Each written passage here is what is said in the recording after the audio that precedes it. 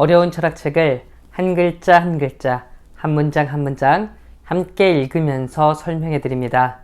안녕하세요. 철학책을 강독해 주는 남자 철강남입니다.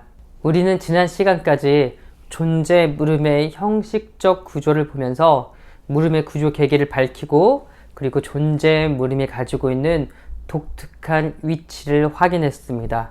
그리고 생각보다 우리가 존재라고 부르는 것들이 무엇인가가 존재한다고 이해하는 그 범위가 매우 넓다는 것도 지난 시간을 통해서 알았습니다. 오늘은 지난 시간에 예고를 했던 것처럼 존재의 물음이 왜 여타 다른 물음이나 연구보다도 우위를 차지하고 있는지, 높은 곳에 있는지 한번 읽으면서 같이 알아보도록 하겠습니다. 우리가 함께 읽을 책은 15쪽입니다. 존재 물음의 존재론적 우위.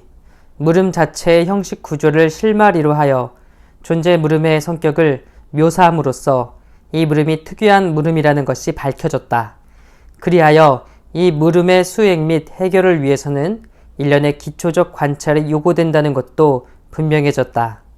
그러나 존재 물음의 탁월성은 그 물음의 기능, 의도 및 동기에 관련해서 충분히 한정될 때 비로소 밝혀질 것이다. 우리는 앞에서 제가 서두에 이야기한 것처럼 물음의 형식적 구조를 밝힘으로써 존재 물음을 어떻게 수행해야 될 것인지 예비적으로, 기초적으로 알아보았다고 하이데거는 말하고 있습니다. 그러나 존재 물음이 어떤 의미에서 탁월한 건지, 여타 학문들과 비유해서 왜 존재 물음이 중요한 것인지, 그것에 대해서는 지금부터 파헤쳐 보자고 말을 하고 있네요. 계속 한번 읽어보겠습니다. 종래 그 물음을 반복해야 할 필요성의 동기는 우선 그 물음의 유래가 경외롭다는 점에, 그러나 무엇보다도 일정한 대답이 없다는 점에, 더욱이 만족할 만한 물음 제기가 일반적으로 결여되어 있다는 점에 있었다. 그러나 사람들은 이 물음이 어디에 기여하는지를 알고자 할 것이다. 이 물음은 고작 가장 일반적인 보편성에 관한 허공에 뜬 사변의 작업에 불과할 것인가, 혹은 그런 일반적으로 그런 사변이 있을 뿐인가, 아니면 이 물음은 동시에 가장 원리적이고 가장 구체적인 물음인가. 기존에는 이 존재 물음이 가지고 있는 독특한 위치가 있다고 했어요. 존재 물음이 가지고 있는 그 특유성의 위치 때문에 사람들이 질문을 던지기도 하고요. 또 아니면 존재에 대해서 물었을 때 우리가 만족할 만한 대답이 없기 때문에 그렇고요. 혹은 일정한 대답을 할 수 없기 때문에 존재에 대해서 물었다고 이야기를 하고 있습니다. 그래서 존재에 대해서 내놓은 대답은 보통 일반적으로는 사변에 불과한, 허공에 뜬 사유에 불과하다고 이야기를 하고 있어요. 그러나 하이데거는 이 존재 물음이야말로 가장 기본적이고 모든 학문에 있어서, 모든 연구에 있어서 근본 원리를 이루는 그런 물음이며, 동시에 가장 구체적인 물음이라고 이야기를 하고 있습니다. 물론 질문 형태로 끝났지만요, 이게 보통 하이데거의 생각입니다. 다른 학자들도 한번 보시면 책에 이런저런 물음들을 던지는데 꼭 마지막에 있는 물음이 그 학자가 생각하고 추구하는 물음이더라고요. 존재는 언제나 어떤 존재자의 존재이다. 일체의 존재자는 그 다양한 구역에 따라 개연의 분야와 일정한 사상 영역으로 한정될 수 있다. 이 사상 영역, 예컨대 역사, 자연, 공간, 생명, 현존재, 언어 등등은 그에 상응하는 학문적 탐구에서 대상으로서 주제화된다. 학문적 연구가 수행하는 사상 영역의 부각과 최초의 확정은 소박하고 생경하다. 이 사상 영역을 그 근본 구조에 있어서 확립하는 일은 어떤 방식으로든 이 존재 구역에 대한 학문 이전의 경험과 해석을 통해 수행된다. 그리고 이 존재 구역 안에서 사상 영역 자체가 한정된다. 그렇게 해서 생겨난 기본 개념은 우선 그 영역을 최초로 구체적으로 계시하기 위한 실마리가 된다. 네, 여기에서 하이데거는 존재에 대해서 한 번 더 규정을 하고 있어요. 존재는 언제나 어떤 존재자의 존재라고 이야기를 하고 있습니다. 그래서 어떤 존재자의 존재, 이게 무슨 말인가? 존재를 어떤 존재자의 존재라고 이야기하면 너무 어려운 개념이잖아요. 우리가 한 번에 와닿지가 않는 개념이잖아요. 그래서 하이데거가 이것을 예를 들어서 설명하고 있어요. 학문으로 예를 들어 설명하고 있는데요. 모든 학문이 그렇다는 겁니다. 그 자신마다 그 학문이 다루고 있는 영역이 있다고 그래요. 그 영역을 사상 영역이라고 지금 하이데거가 말하는 것 같아요. 역사학은 역사를 연구한다는 그런 사상 영역이 존재하고요. 과학자는 자연과학의 그런 세계를 연구할 거고요. 혹은 디자이너들이나 건축가들은 이 공간에 대해서 연구를 할 거고요. 의사 같은 사람들은 인간의 생명에 대해서 다룰 거고요. 혹은 수의사들은 동물의 생명에 대해서도 다룰 거고요. 식물학자들은 식물의 생명에서 다룰 거고, 어떤 사람은 인간의 사회와 인간이 어떻게 생각하나 이런 것들에 대해서 궁금함을 다룰 수도 있고요. 언어 철학자들은 언어에 대해서 다룰 거고요. 혹은 그 외 여러 가지 방식으로 존재자들을 이루고 있는 사상 영역이 있다고 하이데거는 말을 하고 있습니다. 이때 우리는 이 학문의 영역을 보자는 거예요. 이 사상 영역을 한번 보자는 거예요. 분명히 우리가 어떤 것을 학문을 연구한다고 할 때 그때 우리가 다룰 수 있는 사상 영역을 보면 어떤 특수한 존재자들을 대상으로 하고 있고요. 어떤 공간을 생각하고 있을 겁니다. 지질학자가 수질에 대해서 연구하지 않을 거고요. 해양학자가 저 산에 올라가서 연구를 할 일은 없을 거예요. 그것처럼 우리가 어떤 하나의 사상 영역이라고 한다면, 우리가 연구하는 그런 분야가 있다고 한다면, 그런 분야는 우리가 지금까지 경험했던 것과 그것을 바탕으로 이해되고 해석해왔던 것들, 우리 선배들의 역사와 경험을 바탕으로 우리가 그 사상 영역에 들어간다고 이야기를 하고 있습니다. 그리고 그 역사와 경험을 바탕으로서 얻어지고 주어진 개념들을 기본적인 개념으로 확정지어요. 보통 일반적인 연구는 바로 제가 여러분들에게 지금 설명을 드렸던 이런 방식으로 연구가 진행된다고 생각하시면 좋을 것 같아요.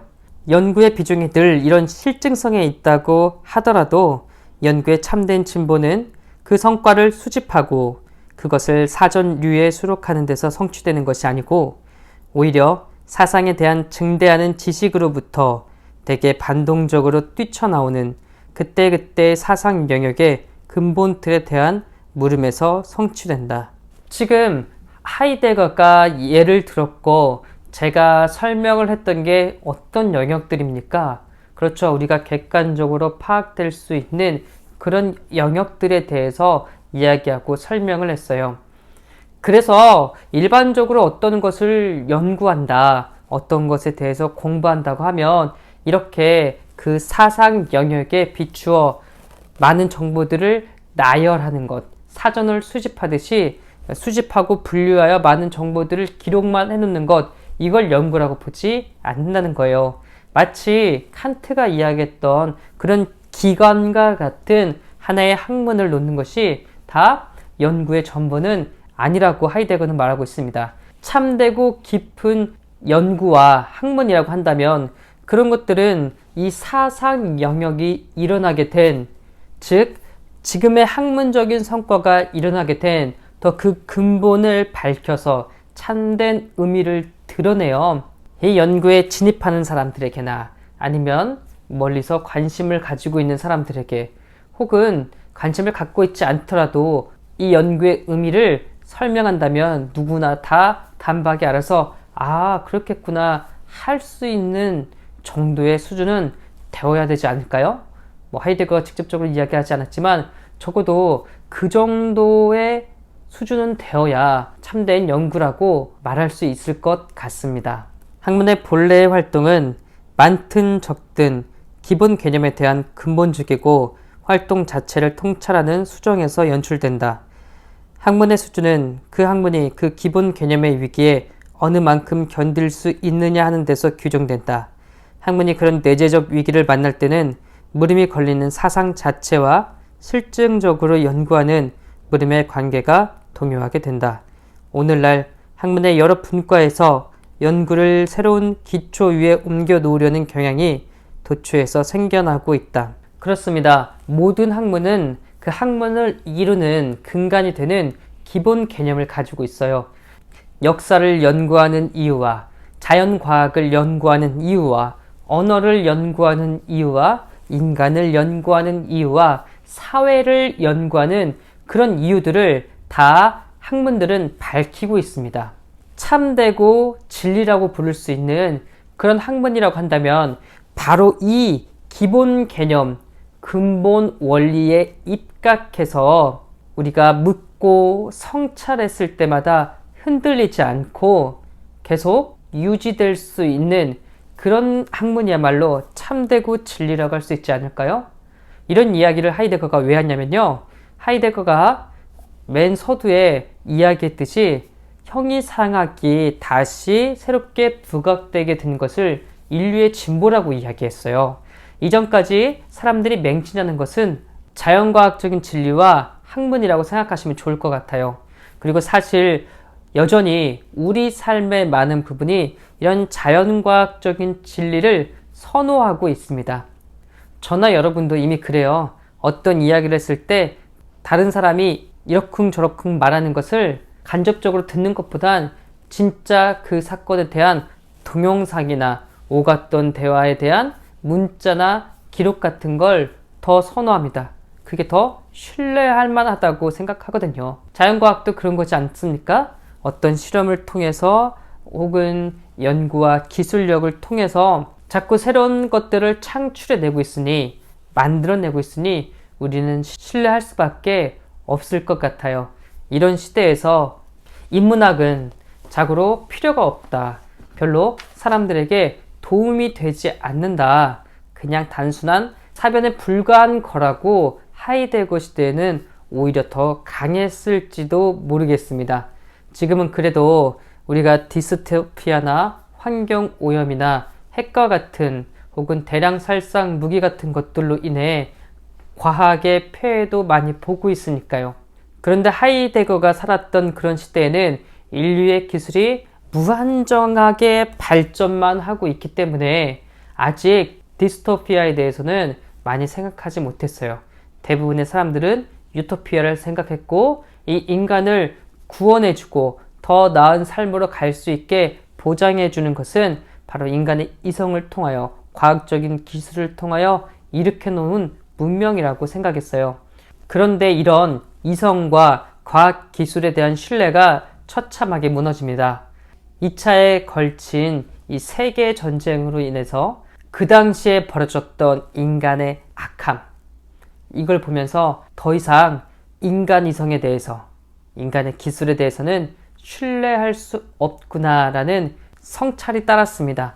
그래서 과학적인 기술, 자연과학적인 어떤 사유와 이런 생각들을 전처럼 무조건적으로 신뢰하지 않고 있어요.